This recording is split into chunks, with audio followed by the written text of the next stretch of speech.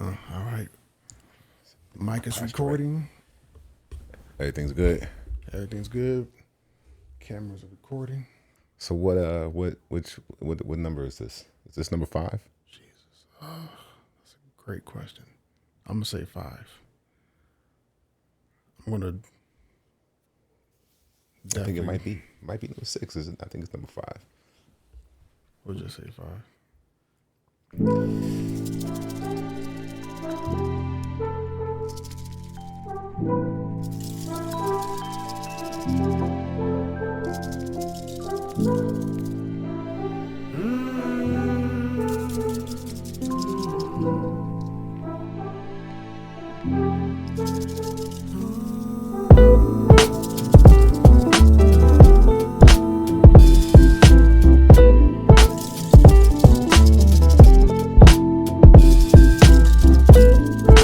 We'll just say 5.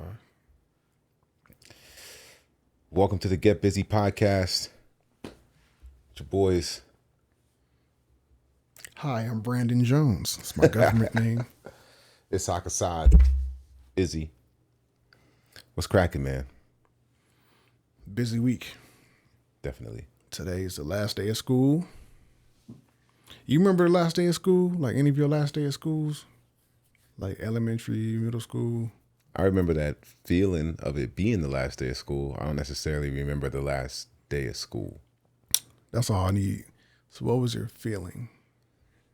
For me, it was like excitement. It was, I was ready to get out. It's like pretty much for as long as I can remember. Right. Summertime always sounded like fun. Even though even as a kid, man, like as a little kid, you had friends at school and stuff like that, man. But the summer just was always, the idea was just fun, Of course. Who doesn't want to participate in the summer? You ever had to do summer school? No. I haven't either. Shout out to all y'all that messed around during the year, had to do summer school. Hope y'all doing all right, you know what I'm saying? Hey. That was not something I would ever want to do, you know what I'm saying? So, never had to do summer school, but yeah, no, same feeling, like last day of school. It was just a fun day. The teachers were in a good mood. Everybody was, man. You didn't have to, there was no work left. It was just chill, It was chill. So those are we were playing some sort of games or watching some sort of movies or something. You know what I mean? eating candy and baked goods or whatever that people brought in. Like, it was just a celebration, you know what I'm saying? And you was looking forward to the summer, to sleeping in, to, going to the beach or whatever it was, playing every day when you could be studying, but now you just do what you want to do, watching cartoons. Man. Yeah, that was good times. It's the highlight of, a child's life. So Just with no responsibilities, like magnified, you know what I mean? magnified. Those were good days.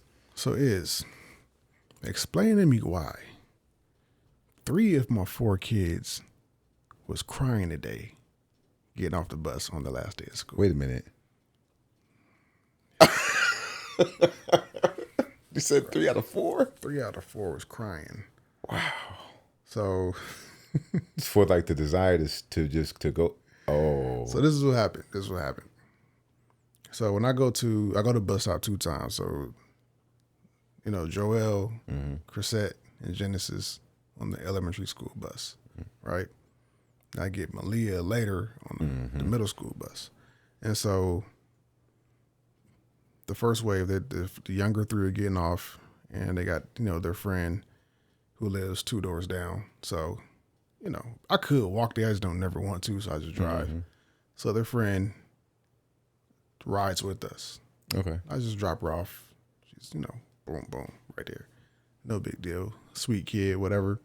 So when I got them and they all got in the car, the little girl was crying. I'm like, why are you crying? And she was sad because she was going to miss her teacher. She's like in first grade, I think. So she's going to miss her teacher. She's never going to have that teacher again. I'm like, okay, I understand that. Yeah. Right? Yeah. You know what I'm saying? So I was trying to explain it to her. I was like, listen, the reason why you're upset is because you had a really good teacher. Mm-hmm. If you had a bad teacher, you wouldn't care because, like, finally, you know what I'm saying? Mm-hmm. Down with this teacher, but you had a really good teacher that loved you, that did a great job teaching you, and you're going to miss her. You know what I'm saying? So you got to look at it that way. You know what I'm saying? You had a really good year. And so then I noticed Chrisette was crying. I'm like, oh, it's contagious. So I turned to Chrisette like, okay, why are you crying? And as I'm saying that, JoJo sits in the front seat. So we all got to, it's assigned seats when we pick him up so nobody's fighting. So JoJo turns around and is like, so I hit JoJo like, man, chill, bro. Like, you know what I'm saying? You got to keep them looks to yourself. So, but Chrisette didn't want to say, she was just crying. I was just like, okay. And I'm really just realizing this right now. Okay. Chrisette likes to empathize with people. I do the same thing. Mm-hmm. It's just I'm older. It's a more mature act. She's, a child, so it's going to be a childish perspective. Mm-hmm. You know what I'm saying? She's really sensitive. Like when I told her, my mom, she had texted me like a week or so ago. My brother wasn't feeling well, so she took him to the ER just to make sure he's good. But I didn't get all the details. So I didn't know what was going on. So I was gonna leave here when we got back from my in-laws to go check on him, to go see him. But so I shot him a text, hey, shoot me the address to the hospital. But he's like, oh, I'm good. They're releasing me. I'm straight, right? Mm-hmm. But I already told the kid because I'm about to leave. Whenever they see me like with shoes on, they're like, "Where are you going?" Because they always want to go, or whatever. Like I got to visit Uncle Hermes he's in the hospital. He wasn't feeling well. Mm-hmm. And then like Chrisette, all the waterworks, crying, right? So, but she really does. She's a really big hugger. She's a very affectionate person. So that's her nature. That's her nature. You know what I'm saying? And so when we got in the house, then Genesis started crying. Now, Genesis is not the same as Chrisette. Genesis still trying to figure out her personality, but she likes attention. And you've been over here, you've seen her, like when people come over, she likes to say kind of crazy stuff to get reactions from people. She's the star of the show. You know what I'm saying? She likes to have the spotlight on her. And she likes to act like she doesn't like that. Like, you know what I'm saying? So she started crying. So they both, with Xanta, and they're just crying their eyes out. I'm just like, so I text Xanta. I was like, this is what happened. So she kind of knows. But,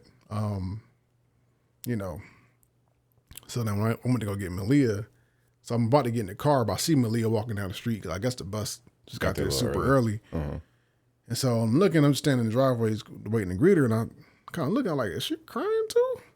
So Aaliyah was crying, but for a different reason. So because, we've been talking about moving, talking about homeschooling. And so we had that conversation the night before because, and I think it was unintentional. It was unintentional, but so the school said, they loan out laptops. So they said, hey, if you're coming back, this is a dumb idea in my opinion, but just keep the laptop basically. You can keep the laptop over the summer. I'm like, why would you? We're just gonna be raising money to replace all these broken laptops. Right. But so anyway, so Xanta had to explain to her like, yeah, so we got to get that laptop back. We can't keep it over. And that's when she figured out, wait, why? You know what I'm saying? So. And they kind of know because we've been looking at houses, but it's not hasn't like really become the first time when we started looking at houses again, Malia got really upset, started crying because she's 6th grade, she's involved in like 4 different clubs. She got her friends and she likes the extracurriculars and she's really like involved and she loves school, right? It's kind of like her mom's like just a nerd, you know what I'm saying? Does really well, all like high level classes, gets straight A's, and so that's when we started having the conversation about homeschooling, and it did not go well. She's like, I do not want to homeschool. Like, your cousin Rakia homeschools? I'm like, no, she explained to me it sounds boring. I want my friends. I want to be able to do all this other stuff. Which I looked online, like when you're in middle school in Georgia, like you can still like participate in like And the extracurriculars. stuff. Yeah. But some stuff like band, because band they do like during the day. Yep. It's the You know what class. I'm saying? So we won't be able to do band, but you could probably do some other stuff. But anyway, long story short, it was a gut wrenching conversation that I did not enjoy having, and we're trying to like give her answers, but we don't have all the answers either. This is new. We just kind of me and Zan said it's just both on our hearts to homeschool, but you know what I'm saying. There's nothing we could say to make her feel better. You know what I'm saying. And so even with the move, so it's the moving and then the homeschooling, and then she was even got to the point last night where she was like okay with the move, but like she wants to be in school. And so when she came home today, she was like, I'm never going to see my friends again. I was just like, ugh. Like, just gave her a hug. Just told her it was going to be okay. You know, walked her in, and, you know, that's what that was. So that was my. So did you, you might be able to reach out to her teacher, or teachers plural, she has plural, and see if the teacher can connect the parents. So she got phone numbers from some of her friends. Okay. And so Zanta was like, and of course, you know, she's 6th grade. So, you know, she's asked for a phone. And Xanta was like, nah. But she was like, well, your friends can text or call me, and then I could, you know, connect y'all like that. You know, so she felt better about that. So, But then, so also, if you guys moved, then she wouldn't be, regardless of the homeschool, but if you moved to a different district, you know, it would be a similar thing too. yeah. You know what I mean? Either way, it would be moving from the kids, from her friends. Yeah. But I'm But talking that's like definitely- people move all the time. You'll make new friends. You'll forget about your old ones. That's just what it is. You're not going to make a lifelong friend like that. Like me and you are the exception. We go back to middle school, but Yeah. most of our friends don't connect with their middle school That's true. friends. You and Mike Robertson are the only people I know from Pinckneyville. You know what I'm saying? So I didn't know Mike Robinson went to Pinckneyville. yeah, he did. So I didn't even know him at Pinckneyville. All right. I think I knew him at Norcross, but I seen his face. He looks exactly the same as he does, like because he has that baby face. Shout out to Mike Rob. But yeah, man. So you know, it's just one of the life things. I was talking to my mom. I was walking through Home Depot today. I was talking to my mom and just kind of telling her about some of that stuff, and you know, some of like, man, these like hard decisions, and you know, we just been praying on it, and it's funny because like I remember like some of the things, some of the decisions that my mom made. I was telling her this, like I remember some of the decisions we made that I didn't like at the time because I was a kid. I didn't understand, but you could see farther The bigger picture. than I could, you know, and I know those decisions were like really hard. We didn't make them very easy for you. Yes. So I was asking her, hey, how do you feel? Like, how does it feel now when I'm telling you these stories of the same things that you went through with me? Now I got to go through them. And so she was like, you know, I can really empathize. Yeah. You know, like I really empathize because I know where you are. I've been there and how it feels. You know, you just got to keep the main thing. You got to make sure, you know, you give them God, you give them love. And, you know, she be dropping jewels, man. Like, so she said, I was telling her I'm feeling like a lot of anxiety sometimes just with some of all these moving parts and these decisions and the emotions of my kids. And she was like, you got to like fight the anxiety part because when you have anxiety, it's harder to hear God's voice because you're listening to your own voice in your head, and it's a distraction to what God is trying to tell you. Correct. I was like, ooh, that's really good. That is you know what I'm really saying? good. So, Man, I'm trying to think. I just heard something else kind of similar to that, and I'm trying to remember what it was so I can pinpoint how to deliver it. I'll think about that for a second, though. okay. It'll come to you in the middle Yeah. of talking about something else. But, yeah, so that's how my day went, man. And, you know, did Now, some that's work. good, though, man, because I think about that, too, man. Like, when we first moved to Georgia, thinking about that because Anaya is about to move. My daughter's, not going to transition to high school with her friends. She's going to a new school, and so she's feeling very similarly to Malia, like, yo, I'm not with it. I didn't ask to move. And there's just a lack of control. So you got this frustration as a kid that's coming into like adolescence. You got these hormones that are all off balance anyway. You know what I mean? Exactly. So it's already haywire in here. And as a kid, this is the first time you're experiencing these feelings, these emotions, this, the totality of it, right? Mm-hmm. You don't know how to deal with it, how to express it, man. And that's what she's going through right now.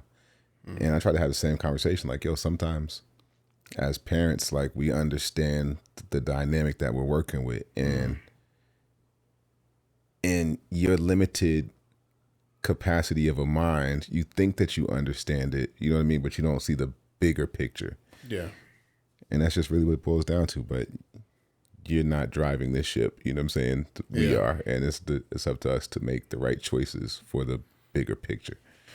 And this is hard sometimes. Like, there's a lot of times where I just, what I say goes. That's just what it is.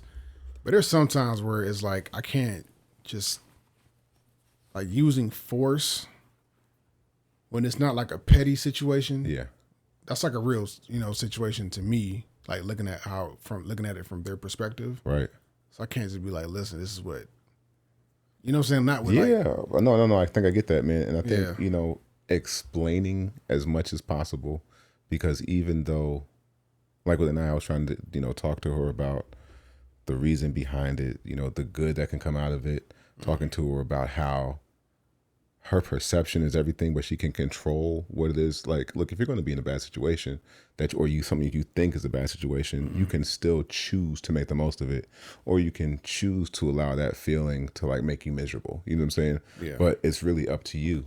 How the experience is going to be, you know what I'm saying? You can just like, hey, it is what it is, Yeah. This is something that's beyond your control. But I do understand that frustration. Like I said, man, we moved on December 31st of 1994. So I didn't even get to kick it with New Year's with the homies, when we first moved to Georgia. So, and I hated it at first. It's like, I hated it. And I got here, man, and it was completely different from what I was used to. There was people that was like gangs. I wasn't used to that. Like, I was used to the hood, but I wasn't used to, like, the different levels of, like, it was just different. You know what I mean? Yeah. And it wasn't even hood when we moved. It was like, this was, suburbia. You know what I'm saying? I do remember. When you got here, that's when the gangs thing ramped up. I forgot where it originated from. At Pinckneyville Middle School. Right? It's crazy, man. I remember I had a Chicago Bulls starter jacket. You know what I mean? And it was a starter jacket. It was, that was the thing. 8th grade, man. I was so excited. Like, I got my fresh starter jacket. Man, you had a starter jacket. You were doing something, man. And it was like Tiffany Rouser, and maybe I shouldn't be name dropping. It was a bunch of folks. Which, we'll put the names out. Yeah, shout out. Actually, though, she's real cool, man, because we ended up getting real cool afterwards. But it just took, dealing with some stuff. Yeah. Yeah. The homie, it is a lot of folks at the time, man. And they were like, yo, you can't really wear that no more. I'm like, what do you mean I can't wear this, man? So we almost got to fighting. But Eric was really cool. And he was. Oh, man, I remember Eric. Yeah, man. Oh, that was my dude. It's a real tragic situation, man. He was a good dude. You know what I'm saying? He was. And, like, that's so crazy because there's such a stigma. And a lot of it is rightfully so on, like, gang activity and that life, man. But at the end of the day, man, it's still individuals. You know what I mean? Yeah. And those people, any individual, man, is still a real person. It's still a person behind the idea that you might have of them. You know what I mean? Yeah. And people want to be a part of accepted in something. You know what I'm saying? Man. And but that's a human thing. Like, 100%. It looks different from. It looks different in different situations with different people, different cultures, different races, age groups. So, I understand it, man. Yeah, I do too. But yeah, telling me I can't wear my jacket that my mom. I had to flip it inside out, so it was like all black on the inside with just the trim. That's wild. Yeah. Yeah, I can't do the gang thing. But so it was just different for me. So I understood, and I was telling my mom, like, yo, she would be like, why don't you just go outside and make some friends or something? I'm like, yo, they sell drugs. And at the time, I was looking at, kids that sold weed. I was like selling drugs. You know what I'm saying? Like that was as hardcore as anything. So I was coming off of like Just Say No. You know what I mean? Yeah, yeah. It's like, no. She was like, no, they don't. You just making excuses. But she was getting it from me at like every opportunity. You know what I'm saying? I was telling her how much I hated being here. Let's go back. You know what I mean? Yeah, yeah. So She thought you was just trying to make up stuff. Exactly. So, anyway, long story short, so I understand that difficulty, man. I experienced it. But to your point, though, when there's a bigger picture at play, if you could just continue to communicate, let them know it's not personal. Sometimes you got to make these tough decisions, and it hurts you also because you don't want to see her in that position. You know what I'm saying? Yeah. With those level of feelings. And she might still feel that way, but she'll at least have that level of understanding and appreciation when she gets older. You know what I mean? Mm-hmm. I remember coming home and finding my Wu-Tang Forever CD broken on the ground with a note outside saying "garbage in, garbage out." And correction, my Wu-Tang Forever CD. It was, but you did give it to me though. I did. I had to give it to you. My mom found my CD stash. Hey, no, she didn't find it. So I'm gonna tell the story. So we're all over the place right now, but.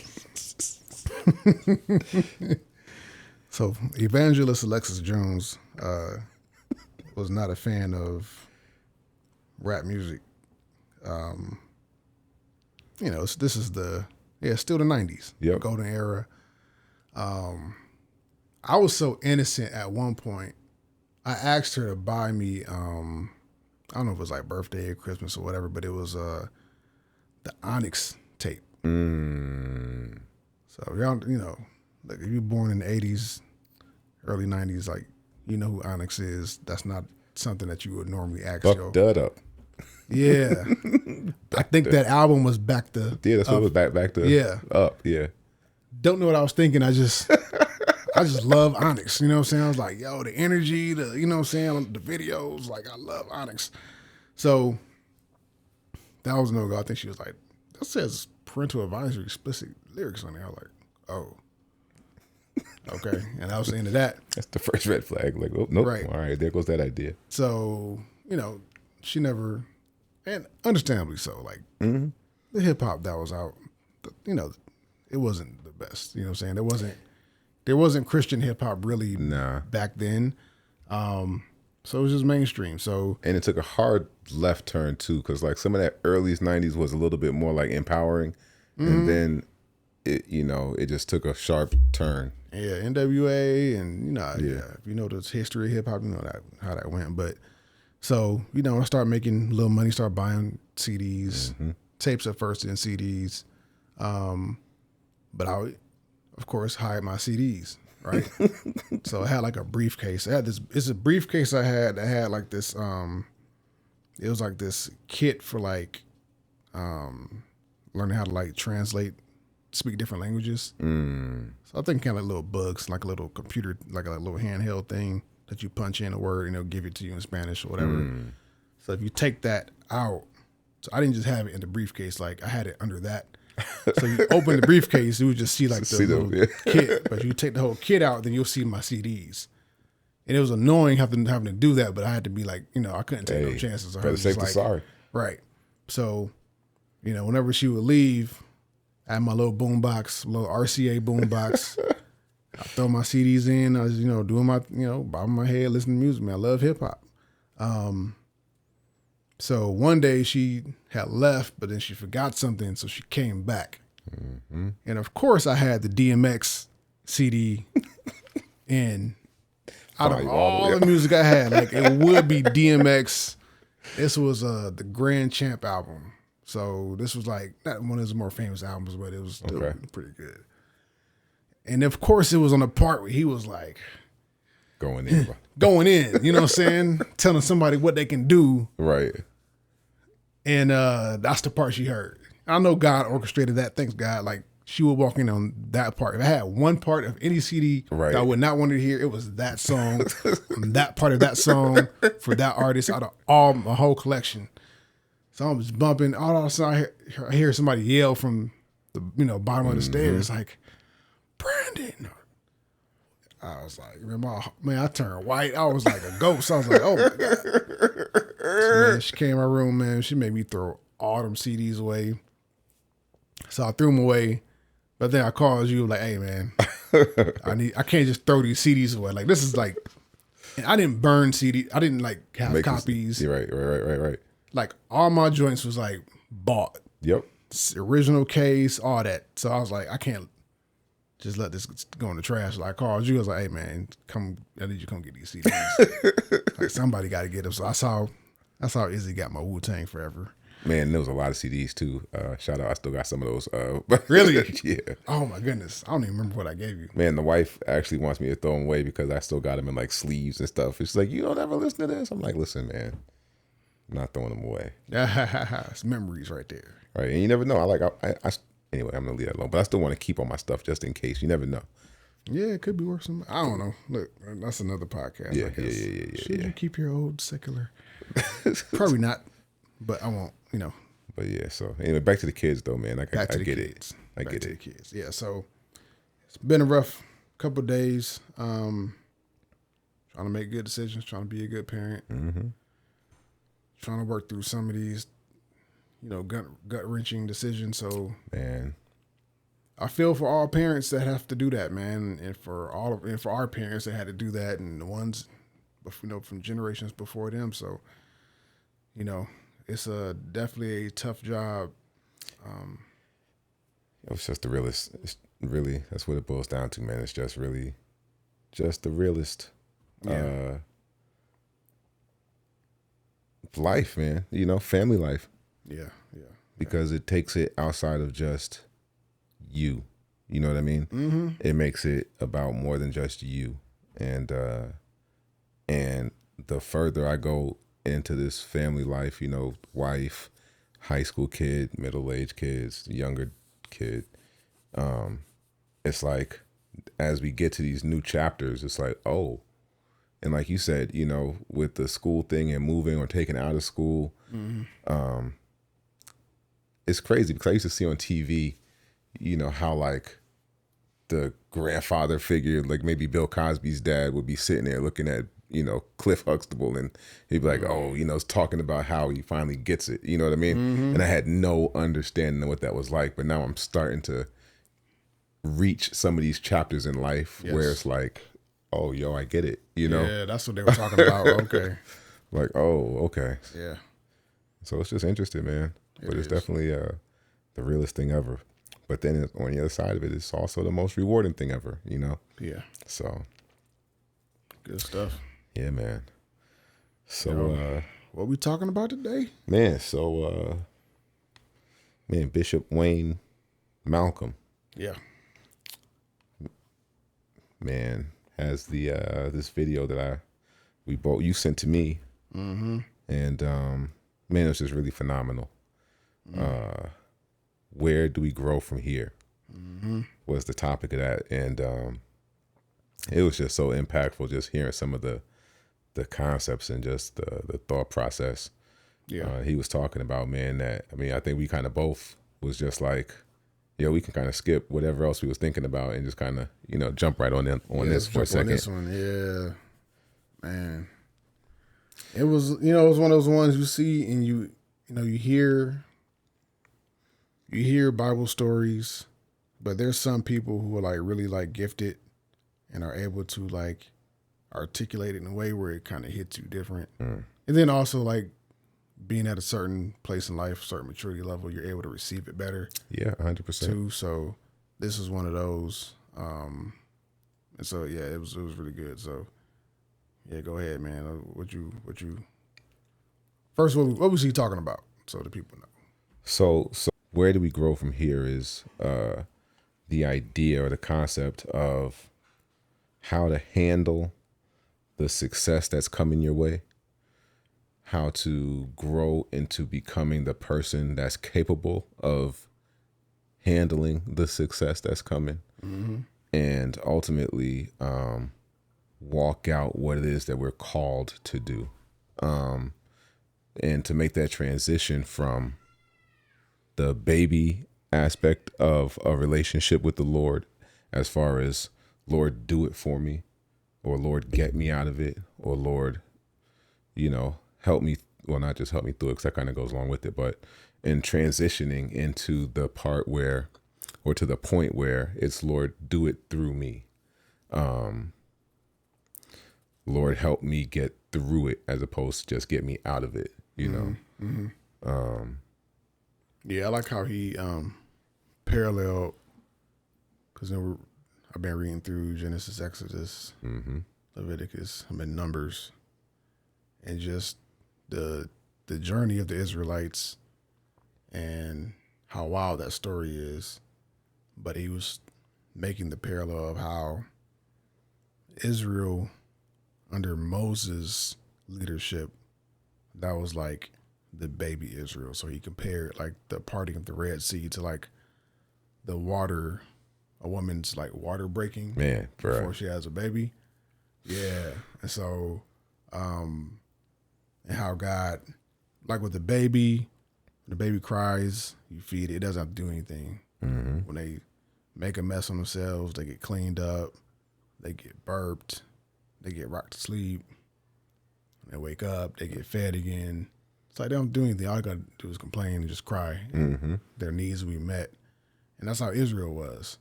The Lord provided the pillar of smoke during the day and the pillar of fire at night. His presence was there. He provided manna. You know what I'm saying? He provided, when they complained about the manna, he provided the birds come fly in and gave them way more meat than they could stand. And so, you know, he just, you know, whenever they went to war, God would just protect them and supernaturally, and they would win these battles. And so, you know, under the leadership of Joshua, you know, God said, okay, you're the leader now. And just like with Moses, I'm going to be with you. But it wasn't in the same manner. It's like, you're a big boy now. So, you know, all this stuff that I did under, Moses' leadership is going to be a little bit different. You're going to have to like do stuff for yourself now. Like you got to grow up, you know what I'm saying? So, and he referenced a, what verse? I think it was Exodus 19:4. So you have seen what I did to the Egyptians, and how I bore you on eagle's wings and brought you to myself. And so he's talking about how an eagle would carry like a baby eagle on his back. An adult, I guess, mother eagle would carry the baby. But he said like adult eagles don't carry other adult eagles. Correct. You know what I'm saying? It comes a point where like they tear the nest up and they push that Baby out. The baby out was like, okay, you got to flap your wings now. You know what I'm saying? And so that's how God was doing Joshua and that generation. Correct. Of the Israelites. I was like, man, wow, that's really good. That correlation was like, it really hit me too, man. I never took into consideration the birth of a nation, first of all. And I never compared the birth of a nation to the birth of people. And so, you know, thinking about when they were enslaved, right? They were still in Egypt and being in the belly, you know, that water breaking is literally, and he split the Red Sea. The water literally broke. You know what I'm saying? It's like you said, man, some people are able to, and that's what the power of the Holy Spirit is really about, you know, being able to unlock, you know, what's right there. It's really powerful. Yeah. But the necessity of it too, because if he called his chosen to the land of milk and honey, he called them to much bigger things than what was just the manna, right? That was coming down, being in on the ground in the morning, you know? Right. But if they didn't grow,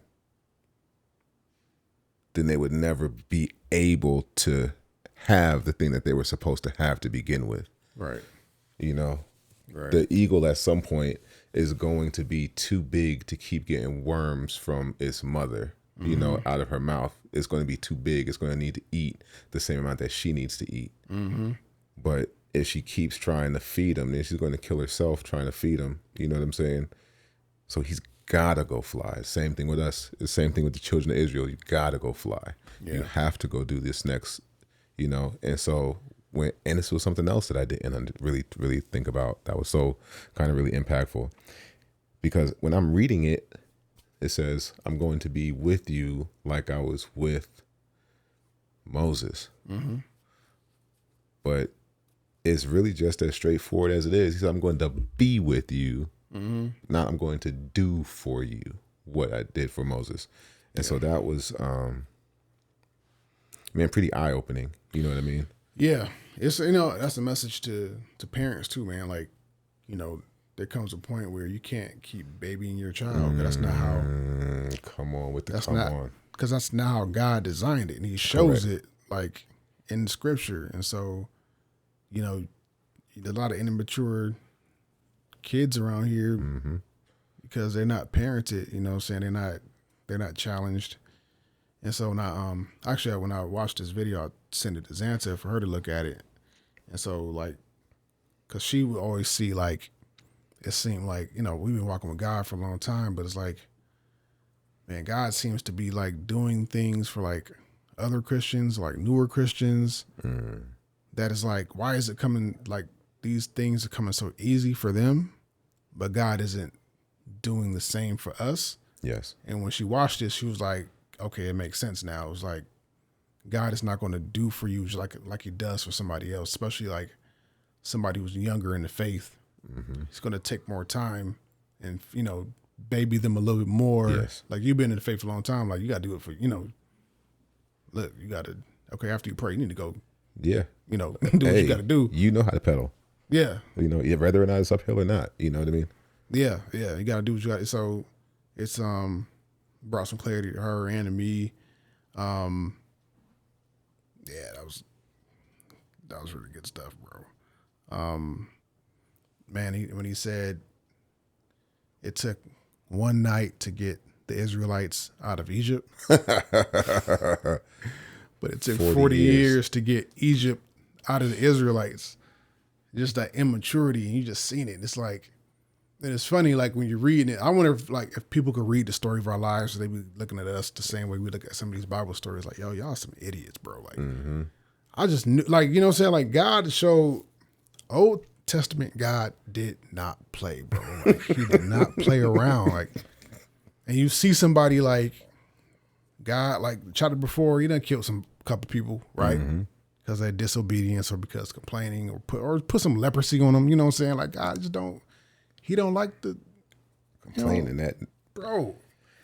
And then you see somebody just be going crazy and talking real reckless, either to Moses about God or, you know what I'm saying, or just trying to challenge, you know what I'm saying? It's like, okay, that dude's about to die. So, you know what I'm saying? Like, just maturity is such an essential in our spiritual growth and putting childish things aside. Because grown-ups can still act like children. Like, we still, I know I've done it plenty of times in my adult life. You know what I'm saying? Recent, you know what I'm saying? Like, so it's like when you catch it, you got to like, okay, wheel it back in. So to that point, man, that it hit me so hard when it said it took 1 year to get them out of Egypt, but it took 40 years to get Egypt out of them. And I think about the strongholds that people have in their lives. I think about just habits, not even necessarily strongholds, but just life, you know what I mean? Routine, comfort, like some of the things that are debilitating for where it is that we're called to be. And, you grew up this way, or you always did this, or, you never got in a good habit of doing that. And getting that Egypt up out of you, that laziness up out of you, that whatever it is, here it is, it was right here the whole time, whatever it was that you needed. And all it took was, getting rid of this one thing, but it's a struggle. And honestly, I think that's one of the things that, the world presents the most, man, is trying to distract us, trying to keep that Egypt idea on the inside, Yeah. That taught me, like a lot of us, like our goals we're so much closer to our goal than we know, but because of our immaturity in our lack of reverence, in our complaining, our lack of fear of God, like he has to send us back around in a circle going the opposite direction to work that stuff out, because like because he loves us, he knows he can't give us that prize too early before we're ready to handle it. So that's one of the things. Let me see where I'm at here. He said it's critical that we measure progress in terms of what we're becoming and not what we're getting, because what we're becoming is infinitely more important than what we're getting.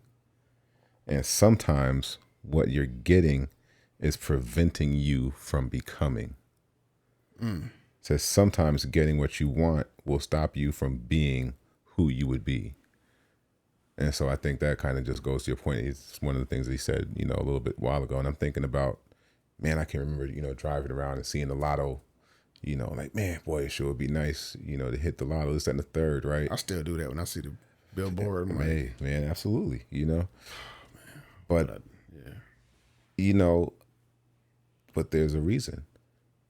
Man, I think I was talking about this earlier, but I saw this podcast, and they were throwing out some of the more recent 23-24 NFL statistics from the NFLPA, NFL Players Association. It said 84% of football players, NFL players, that when they leave the NFL end up in financial difficulties and struggles. And that just goes to that same idea, that same thing about stewardship. Because if you get if you get the progress that you're looking for, if you get the results that you're looking for, but you never become the person that's capable of handling those things, then you lose it. You know what I mean? Yeah.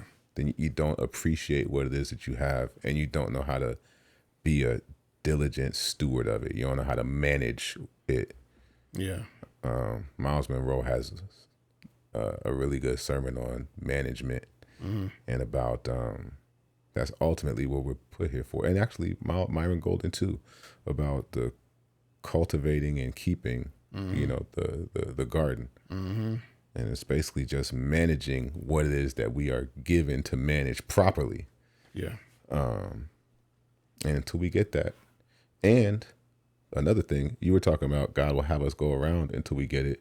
A lot of that is like just walking around with a blindfold, because as we are seeking after what it is that God wants us to do, as we're getting more and more into the word, as we're really going past that first level, past that second level, and really looking for that more intimate relationship, it's kind of like taking the blindfold off, and then you can start to maneuver within your life in the direction that's going to get you to that land of milk and honey and out of everything else.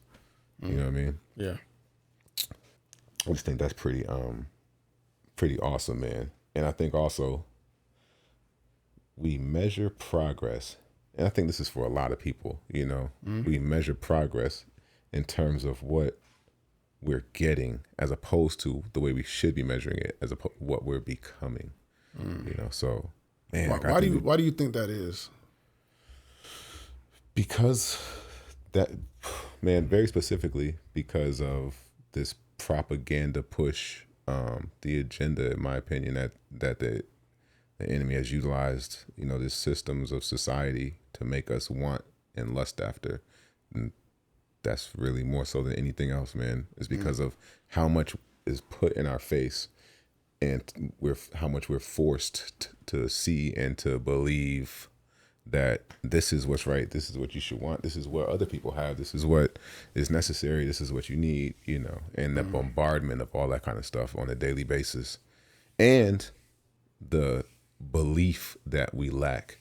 I think that's one of the other things, is that, like, man, so I do a little side Uber hustle, and I pulled into a neighborhood the other day. Bro, was the worst ish I've ever seen in my life in America. What was it? Off of Memorial Drive. Okay. Hands down, without question, it looked like a third world country. I swear on everything I've ever seen ever in America. And I would really throw a lot of trash on two cities right now, especially one, but I'm gonna leave it alone. It's the worst place in America, but I'm not gonna. We might have some viewers from that place. I'm gonna leave that alone. But shout out to Idaho. You know what I mean? I was just playing. I don't know what you was gonna say, but go ahead. I would love, man. It's the worst thing I've ever seen in America. Okay. But the mindset of people, the comparison that so many of us operate with, makes it seem like even though you may have your bills, your refrigerator might be full, might not be full, but whatever, you got food, clothes, shelter, your needs, and your family, you got health, you got whatever your situation is, right? But I think here we take it so much for granted compared to what other people are actually going through. I heard a guy say that, man, he said, even your homeless don't have to really pray for their daily bread. He said, when we pray for our daily bread, we actually are literally praying for food, And I think that if we can get more appreciation into what it is that we have, more gratitude for the things that we have, we can start praising in these moments, then it will allow, more to come. That's a good word. I'm trying to learn to be more grateful and thankful. Like, it's easy to do that when things are going great. But like in the midst of when certain parts of your life aren't going your way, but still giving God praise and thanking him. So we've actually gotten a lot better because like we, in the middle of like this house hunt, like we had this one house in particular I told you about. I think you saw it, the one in Marietta. Biggest house I've ever been in. One. And the only reason we could afford it because it needed a whole lot of work. And they, what I'm saying? But like it was, I really was, working on my faith walk, and I was like, I told Xanta, I was like, man, we're gonna get that house. I told her that. I was like, that's our house. We're gonna get it. Hey, talk your talk. Ain't nothing wrong with that. I was talking my talk. I had my chest out, feeling good. And then the next day, we hit our agent up like, yo, man, we ever heard back? Hey, you check in on the status of the bids? Like, see, we won. Then he hit us back. He was like, yeah, they went with somebody else. Immediately, I was like, okay, thank you, Lord. Thank you. You know what I'm saying? Like, I was grateful that we even had the opportunity to consider buying that. You know what I'm saying? Like, that's a blessing within in and of itself. I ain't putting numbers out there, but like, it was a high number for a lot of people, and we were able to, somewhat afford it. Somebody else afforded it way better than we did. That's why they won. But you were in the conversation. We were in the conversation. We didn't even know like what the, what the general contractor, what the rehab cost was going to be. We just going out on faith, man. So I like the fact that we're at a place where we can walk in faith. But like, I was just great. My attitude was just, okay, that's not the one that God has for me. I'm cool with it. You know what I'm saying? So I do like the growth I'm seeing within myself and within my wife, because it's a lot less stressful when we're both like trusting God, you know what I'm saying? And not listening, like my mom said, listening to your anxiety and then blocking out God's voice. So, yeah, man, definitely learning to just be thankfulness, you know what I'm saying? Just to embody that, because, we have a lot to be thankful for, man. When I was working at Ingles, bro, like we got like maybe 70 different types of water. You know what I'm saying? Because I was stocking shelves, and so you got different types of spring water and sparkling water and mineral water and flavored water, fancy glass bottles, plastic cases, individuals, cheap, expensive, charcoal water. Yeah, I wanted to try that. Sounds like it's filtered the right way. It was like black. Oh. Yeah. I was like, I'm down for it. Let's go. Let me try some of that black water. You know what I'm saying? It's like, but it's other places in the world where it's like clean water, dirty water. Right. Right. Sometimes you might only have one of those. You know what I'm saying? So the fact that, any day, and I wasn't making a lot of money working at Ingles, being a stocker, but like I could afford any of them waters. Right. You know what I'm saying? That I wanted. I can buy whatever I wanted at that store and just stock up my fridge like at any given moment. You know what I'm saying? So it was like, yeah, I didn't like the job. It was just something temporarily to help me get money to do this stuff and other stuff I'm trying to do. But it's like, man, bro, we got this. If I took somebody from another country, third world, fourth world, whatever, Right. it's like, hey, and show them what we have, they'd be mind blown. Right. Like, why do you need this many? I thought water was just water. Like, what is the difference in all these and what? And you just can buy it. Right. And then if people start buying it, like you restock the shelves with the same stuff, like that's foreign to a lot of people. It is, man. So. And that's 100% the right attitude to try to keep in perspective. You know what I'm saying? Mm-hmm. But then also, you said a second ago that it's easier, to give praise when things are going good.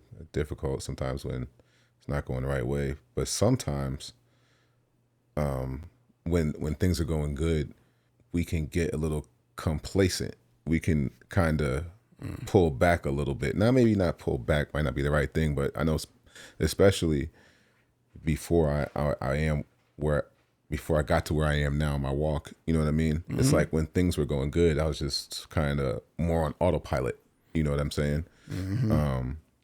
And then when something came into the picture, it's like, oh Lord, help. Back to being spiritual again. Hey, help. Back in the pocket, God. Right. Let me call my prayer warriors. You know what I'm saying? Yeah.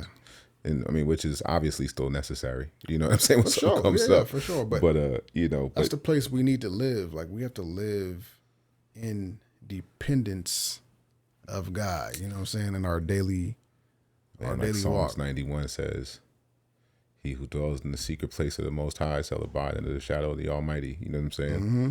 Dwells in the secret place of the Most High. You know, not just visits. You know what I'm saying? Pops in every so often, hollers at sometimes. You know what I'm saying? Hey, what's up, Lord? You good over there? All right. I'm over here. Don't forget about me. Yeah. Like, hey, the door's open, bro. Come on through. Mm-hmm. So, but back to what Wayne Martin was saying, Wayne Malcolm, excuse me. Shout out Wayne Malcolm. Bishop Wayne Malcolm. Yeah. We're going to get you on the podcast one day. Hey, that's speaking it and believing it. He said that we're the generation that's going from naming it to actually claiming it. We're, that generation. And that's just the reality of it, man. I was talking to my aunt, Annalise, pastor of Tabernacle Baptist Church, 99 years, Utahville, South Carolina. What's up? And to my mom, too, actually, about how we're all learning this faith from somebody. You know what I'm saying? We're learning it or from something, from some previous understanding of it. And I feel like now we're getting to a deeper place in the word, and we're getting to a bigger understanding of what the word can do in our lives and for our lives, and the power that we have to actually access it. And my Annalise was talking about how, her father was a pastor also, my grandfather, and there was just so much of the Lord do it for me, Yeah. Still with gratefulness, still with thankfulness. And we do have to pray and ask for those things. But Jesus came to finish a lot of it for us and gave us the authority to go. God gave us the authority from the beginning. Jesus came and reasserted it and made sure that we are reconciled to our Father, and to remind us that we still have the authority to do these things, but we have it again specifically in his name. That's what got this Philippians. I can do all things through, not some things, not most things, not the things that work out in this particular time, not that. I can do all things through Christ who strengthens me. And I think that. Shout out to Coach Lee, by the way. Hey, absolutely. Norcross High School OG. Absolutely. I got my cross in the other room. I'm gonna wear it next time, Coach Lee. Thank you so much, by the way. Thank you. We appreciate that. Absolutely. Man. Yeah, that's good, dude. Yeah, man. To talk about Coach Lee in a minute, man, because that brother right there is really awesome. But yeah, man, I think we're just coming to a bigger understanding of what we're capable of. You know what I'm saying? And I think that has a lot to do with that transition that Bishop Malcolm was talking about. We're going from that baby state of understanding to a bigger understanding of what it is that we're capable of. We're becoming those sons, that we're becoming, capable of handling the household responsibilities and not the child. And so just really grateful for that. It's really good, man, to have people that you can bounce ideas off of, and that you have some God dudes in your corner. You know what I'm saying?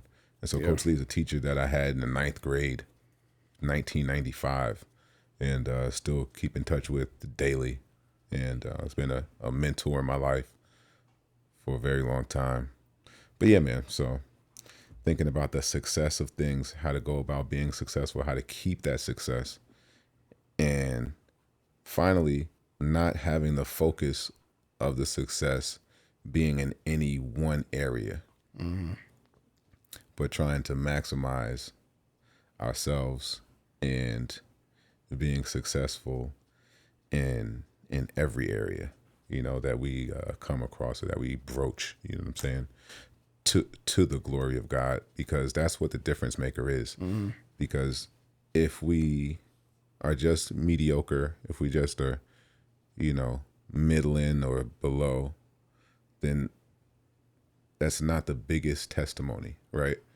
But as we are successful in our marriages, as we're successful in our parenting relationships, as we're successful in our friendships and our duties at church, or whatever it is that we're involved with in the community and elsewhere, or just in our day-to-day interactions with people, those things start to become more noticeable, and it can impact in such a mighty way.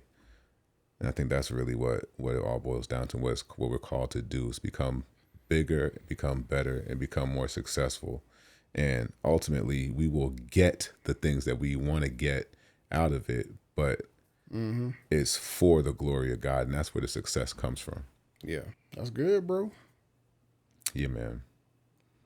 That's good, man. So yeah, I definitely want to continue to grow in those times where I'm not being my best. Like my desire is for like the Holy Spirit to just tell me at the time, like, hey, why you don't need to say it like that, or you need to.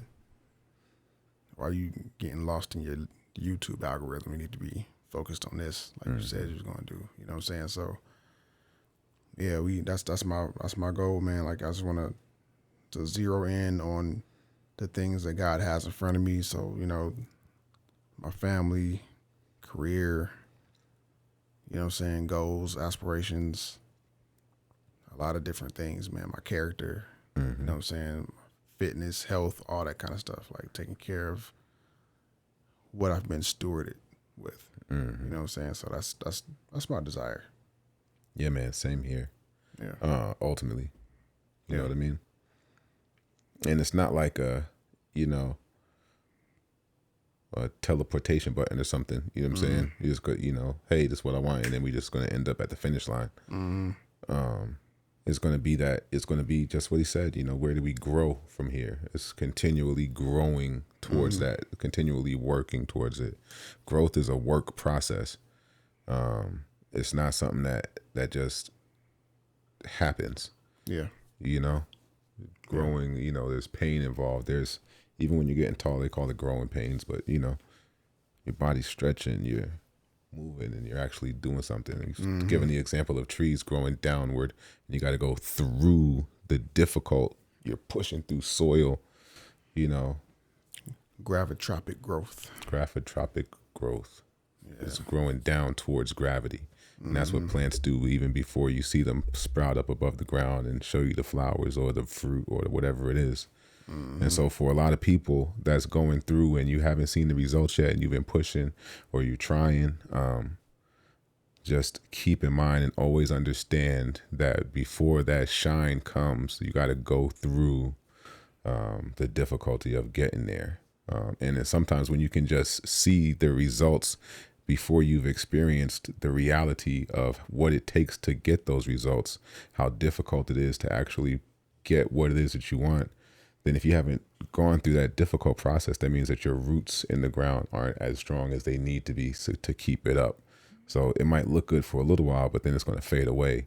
So focus on that gravitropic growth, focus on the process, focus on the discipline, focus on the part that is the most difficult and the part that's most challenging, because the more difficult and the more challenging it is for you to go through, the more grounded, the stronger the foundation, and the bigger the roots are. It's going to hold your tree up, hold that fruit, and give you more better bearing fruit and prettier flowers. Just keep that in mind. All right, Pastor. Appreciate that. That's good stuff, man. But yeah, that's good, bro. Got anything else? Man, I think that's probably pretty good, man. But I just, definitely want to encourage you guys to, we mentioned Myron Golden a few times on the podcast, but definitely also check out Bishop Wayne Malcolm. Man, just for furthered ideas, and concepts on where it is you're trying to go. There's a lot of, I think we're all trying to get somewhere. You know what I'm saying? Mm-hmm. We're all trying to get somewhere. Mm-hmm. And the more information that we can feed ourselves, that's going to enrich our spirits to help us get to that place or to those places. Just want to keep encouraging folks to go those directions. So definitely look up Bishop Wayne Malcolm, man. There's a lot of information that he's got. It's really great. And so I guess that's probably about it. What about yourself, man? I'm good, bro. All right. We're at the hour mark. Thank y'all so much again for, if you made it to this episode, you might like us a little bit. I don't know. So we're going to keep putting some more content out there and see where this goes. But we appreciate y'all. We love y'all. You know what I'm saying? Get Busy Podcast. And we're out. Peace. Get busy. Peace.